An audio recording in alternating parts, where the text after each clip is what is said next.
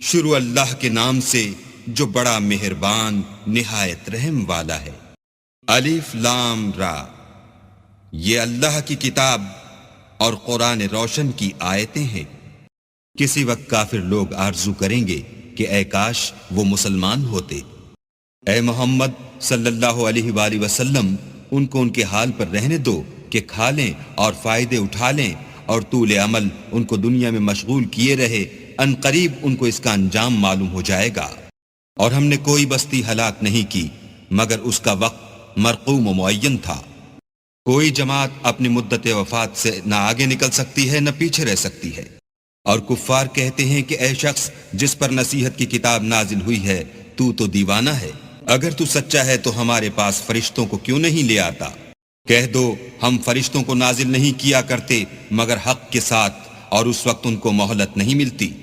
بے شک یہ کتاب نصیحت ہم ہی نے اتاری ہے اور ہم ہی اس کے نگہبان ہیں۔ اور ہم نے تم سے پہلے لوگوں میں بھی پیغمبر بھیجے تھے، اور ان کے پاس کوئی پیغمبر نہیں آتا تھا مگر وہ اس کے ساتھ استہزاء کرتے تھے۔ اسی طرح ہم اس تکذیب و ضلال کو گناہ گاروں کے دلوں میں داخل کر دیتے ہیں، سو وہ اس پر ایمان نہیں لاتے، اور پہلوں کی روش بھی یہی رہی ہے۔ اور اگر ہم آسمان کا کوئی دروازہ ان پر کھول دیں اور وہ اس میں چڑھنے بھی لگیں تو بھی یہی کہیں کہ ہماری آنکھیں مخمور ہو گئی ہیں، بلکہ ہم پر جادو کر دیا گیا ہے۔ اور ہم ہی نے آسمان میں برج بنائے اور دیکھنے والوں کے لیے اس کو سجا دیا، اور ہر شیطان راندہ درگاہ سے اسے محفوظ کر دیا۔ ہاں اگر کوئی چوری سے سننا چاہے تو چمکتا ہوا انگارہ اس کے پیچھے لپکتا ہے۔ اور زمین کو بھی ہم ہی نے پھیلایا اور اس پر پہاڑ بنا کر رکھ دیے، اور اس میں ہر ایک سنجیدہ چیز اگائی۔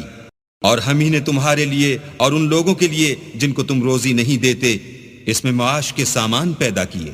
اور ہمارے ہاں ہر چیز کے خزانے ہیں، اور ہم ان کو بمقدار مناسب اتارتے رہتے ہیں۔ اور ہم ہی ہوائیں چلاتے ہیں جو بادلوں کے پانی سے بھری ہوئی ہوتی ہیں، اور ہم ہی آسمان سے مہ برساتے ہیں، اور ہم ہی تم کو اس کا پانی پلاتے ہیں، اور تم تو اس کا خزانہ نہیں رکھتے۔ اور ہم ہی حیات بخشتے اور ہم ہی موت دیتے ہیں، اور ہم ہی سب کے وارث مالک ہیں۔ اور جو لوگ تم میں پہلے گزر چکے ہیں ہم کو معلوم ہیں، اور جو پیچھے آنے والے ہیں وہ بھی ہم کو معلوم ہیں۔ اور تمہارا پروردگار قیامت کے دن ان سب کو جمع کرے گا، وہ بڑا دانا اور خبردار ہے۔ اور ہم نے انسان کو کھنکھناتے سڑے ہوئے گارے سے پیدا کیا ہے، اور جنوں کو اس سے بھی پہلے بے دھوئیں کی آگ سے پیدا کیا تھا۔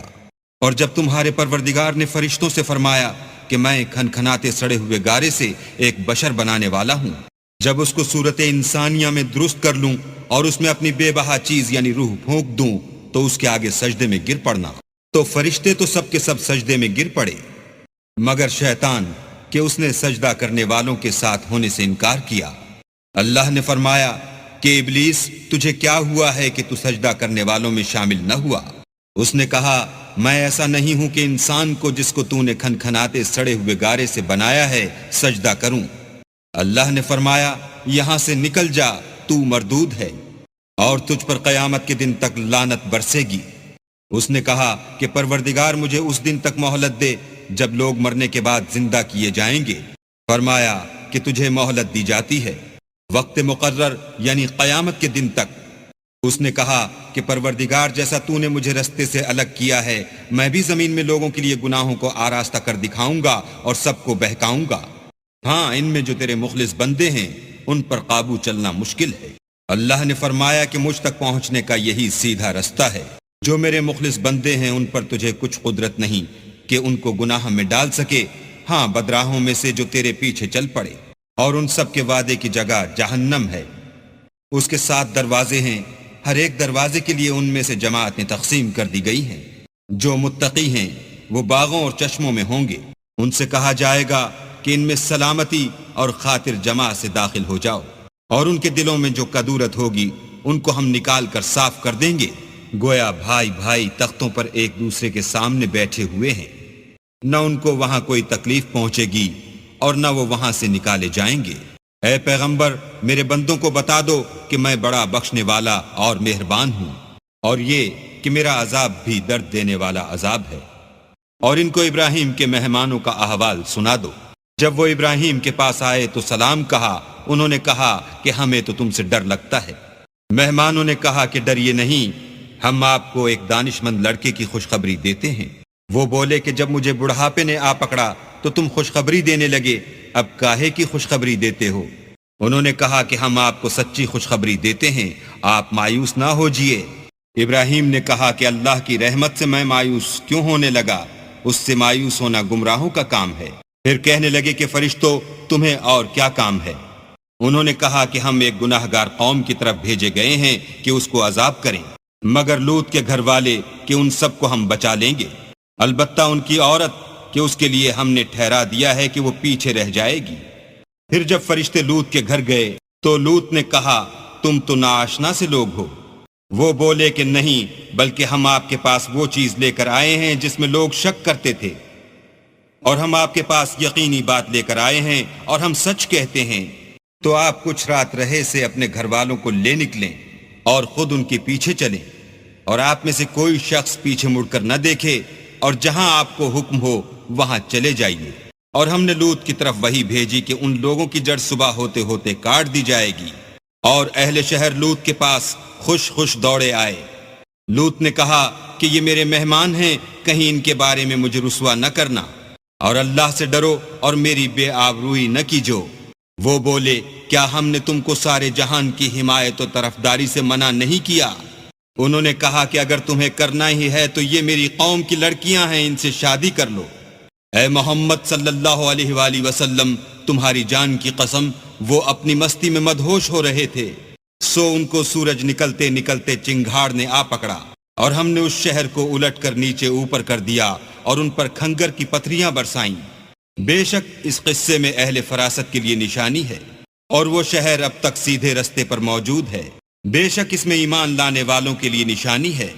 اور بن کے رہنے والے یعنی قوم شعیب کے لوگ بھی گناہ گار تھے، تو ہم نے ان سے بھی بدلہ لیا، اور یہ دونوں شہر کھلے رستے پر موجود ہیں۔